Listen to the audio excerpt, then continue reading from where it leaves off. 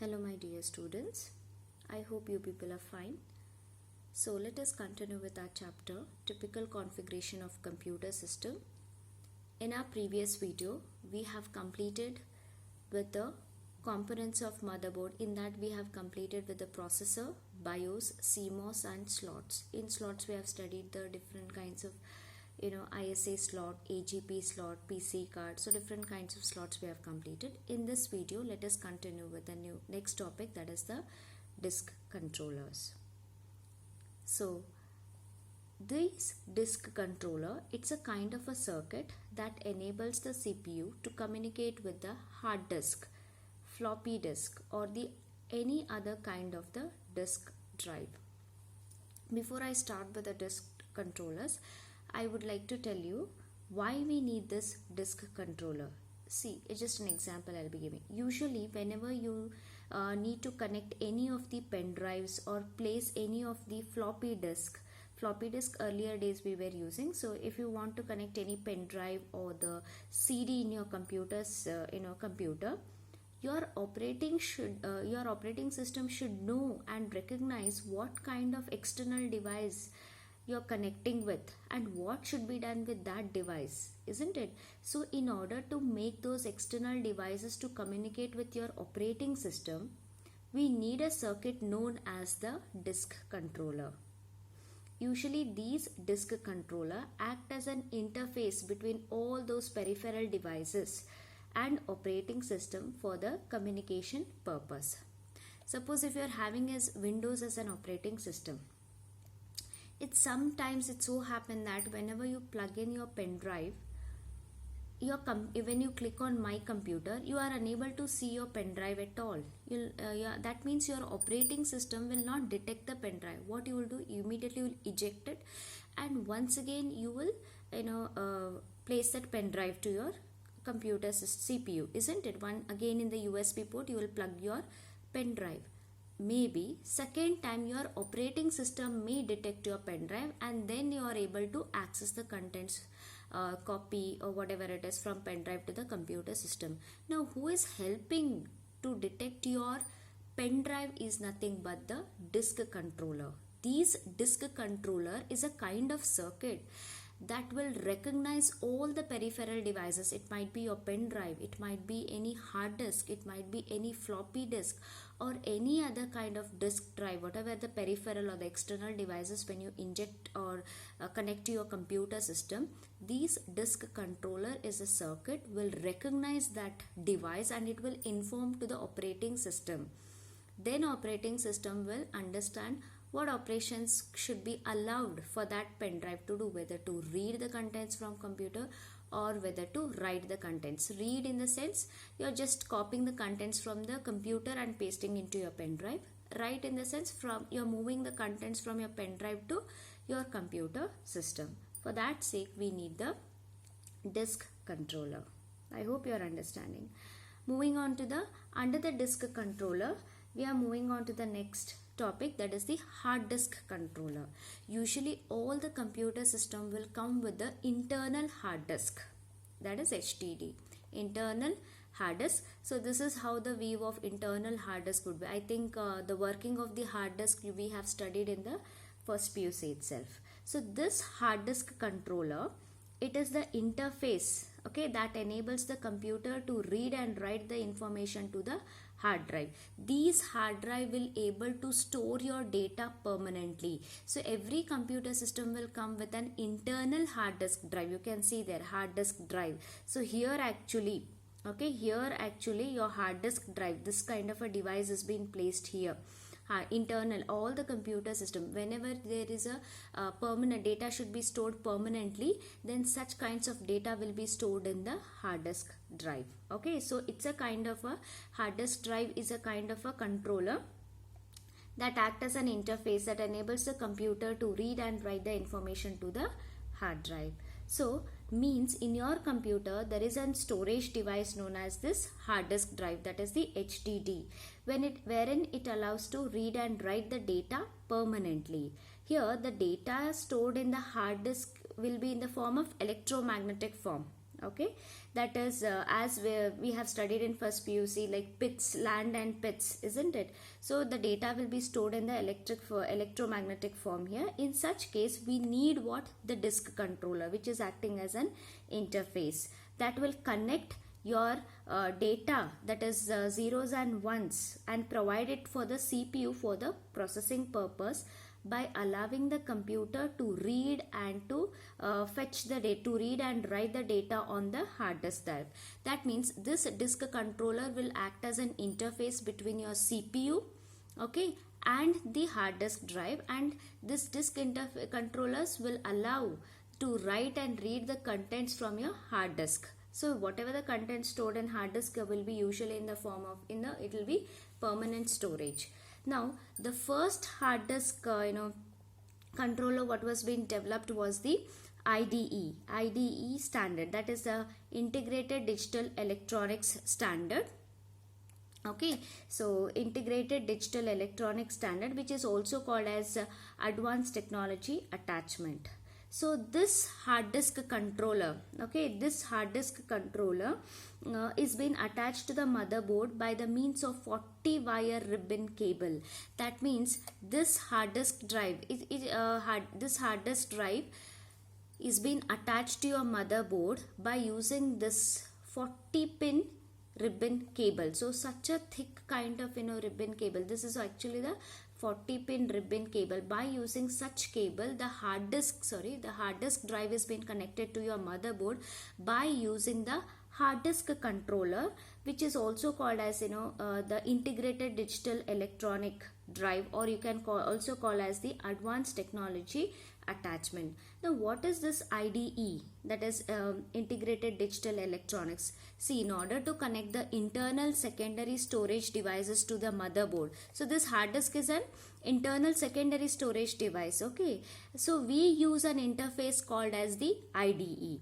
So this IDE is nothing but the hard disk controller. Just an example, whenever you place an external hard disk, whenever external hard, suppose if more number of movies and music, some files are there in your computer system and you need it for a backup, or any files are there, so what you do is you will connect an external hard disk and you will try to copy all, you will try to move the data from your computer to the external hard disk, isn't it? For the storage purpose, permanently you can store it in. See, whenever your hard disk is been connected to your computer system, go to the My Computer, you can, as how the C drive, D drive, okay, your drivers are there, same way a icon will be appeared in the My Computer by showing your hard disk external device name, it will show. So that is nothing but the hard disk controller. Similarly, when you inject your pen drive to your computer system, you will go for My Computer. So in that My Computer, you will be able to see the your pen drive name, right? That is nothing but the it's a kind of a disk controller. If you're injecting the pen drive, then it is called as disk controller. If you are connecting any external hard disk, okay, to your computer, that driver, that icon what you see in the My Computer, that is nothing but the hard disk controller. Usually all the computers will be coming with an internal secondary storage device, that is the hard disk drive, which is a kind of a permanent storage. The first ever standard hard disk controller that had come into existence is known as IDE, which is Integrated Digital Electronic Standard, which is also called as Advanced Technology Attachment.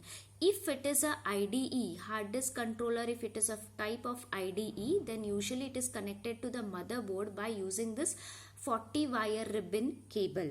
Okay, and the data, if it is IDE, then the data transfer would be here is 25 megabits per second. That means the data transfer between this hard disk drive and your CPU will be 25 megabits per second.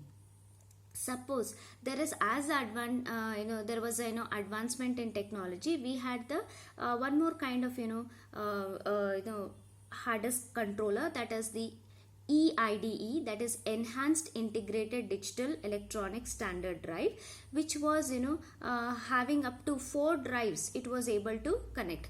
If at all if it is IDE, then this IDE would provide you to connect for the two drives. That means, for an example, that means at least up to two external hard disk you can connect to your computer system. A single hard disk controller can provide will allow you to connect up to two external hard drives. Similarly, if you are using the enhanced IDE, up to four external hard disk drives you can connect to your computer system.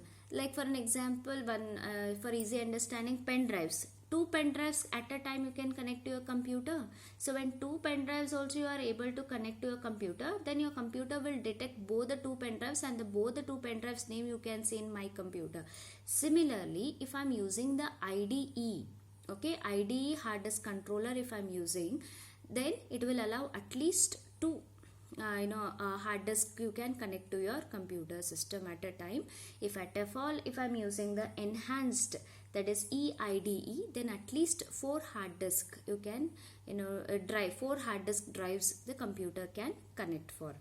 So this was all about the hard disk controller. So moving on to the next is the floppy disk controller. Now this is how the floppy disk control. See, this is an IDE control, that 40 pin cable to the motherboard, that external hard disk. This external hard disk is connected to the motherboard by using this 40 pin cable, 40 pin ribbon cable. And how the lookout on the motherboard, it is the IDE connector. Here the connection will be made internally. Moving on to the next is the floppy disk drive. So before, in earlier days, we were using the floppy disk only in order to start the computer system. Now everything, your operating system, everything, it has been burnt in the BIOS chip. Okay, isn't it? So BIOS chip is responsible for loading that operating system. That operating system is actually, it's a permanent storage. Operating system will be usually stored in this your internal hard disk drive. BIOS is a chip which will fetch this operating system from the hard disk drive and load it into the computer memory in order to boot or in order to start your computer system. So in earlier days we were using the floppy disk in order to start your computer system. Nowadays we don't have the floppy disk at all. Okay, instead we have the BIOS chip. And then and these floppy disks were acting as secondary storage devices. A small amount of data we could able to store in these floppy disk drives. So how you inject your pen drives? So a pen drive name icon will be created in your My Computer. Similarly, when you insert the floppy disk into the computer CPU, when you into a computer system, similarly a drive would be created in My Computer, that is known as floppy disk controller. So how we have the disk controller that was acting as an interface to make the external devices to communicate with operating system. Similarly, we do also have this floppy disk controller that would act as an interface that directs and control the reading from and writing to a computer's floppy disk. That means when you insert this, let me give an example. Whenever you insert any kind of pen drive or your CD drive, we can take, you can see that CD disk drive icon in your My Computer option, isn't it? When you click on My Computer, apart from your C or D or E drives, whatever you can see, CD drive, you'll be CD drive, that icon you'll be able to see. So whenever you insert the floppy disk also, we get the floppy disk drive in the My Computer. In order to make your floppy disk to read or write the contents from the CPU, we need an interface known as the floppy disk controller. A single floppy disk controller, it has been connected on the motherboard by using 33 wire ribbon cable. Similarly, like this. Here it is given 34, but for the floppy disk controller we are using 33 wire ribbon cable, and one floppy disk controller will provide you at least four floppy disk drives to connect to the motherboard. Like how the two or three two pen drives at a time you can connect, like that. This floppy disk controller which is there onto your motherboard, one floppy disk drive controller can provide at least four floppy disk drives to be connected to the motherboard. So this was all about the floppy disk controller. Moving on to the next one, that is the input output ports and the interface. Now what is exactly the ports are? I'll show you here. Now these are said to be the ports. You can see here USB ports, parallel ports. We have different kinds of the ports, and these are the rarer end of, or the back side of your computer system. I'll be just showing you the rarer end of your computer system. We have that, such kinds of the ports. See here, this is your motherboard. So usually at the back end of your computer system, such kinds of different kinds of ports we are able to see. Now let us see what is exactly these ports are. Okay, a port is a socket on your computer system which is used to connect the external devices to the computer. So usually the port definition is very, very important. This definition was been asked in the previous annual exam as 1 marks question, that is, what is define port. A port is a socket on the computer system that is used to connect the external devices. Can you see all these external devices here? I can show you. USB ports, that means these are the ports that allows you to connect for the pen drives. We have PS2P port, that means this is the port that allow you to connect either the keyboard or the mouse. Okay, and then we have the parallel port which are used to connect for the printers or the scanners, and we have serial port that is allow you to connect for the modem purpose. Like this we have the different kinds of these ports are used for the music purpose. Okay, audio or the speakers purpose they are being used for. So this is RJ45 is Ethernet port. This is the Ethernet port. So there are different kinds of ports available onto your computer system in order to connect for the external devices. So here IO actually stands for the input output port which are available on the back side of your computer in order to connect the external devices like modem, printers, scanners, keyboard, mouse that are connected to the computer's motherboard directly. So all these ports are directly connected to the motherboard. See here, it is nothing but the motherboard. Fine. So there are several types of ports that we have to discuss is like serial port, parallel port, USB port and the AGP port. So this was just an introduction to the input output ports. In our next video we will see what is the serial port, parallel port, okay, USB port and all. Students, I hope the concepts are clear to you. Watch the video, solve the assignments. Okay, take care of yourself, students. Thank you.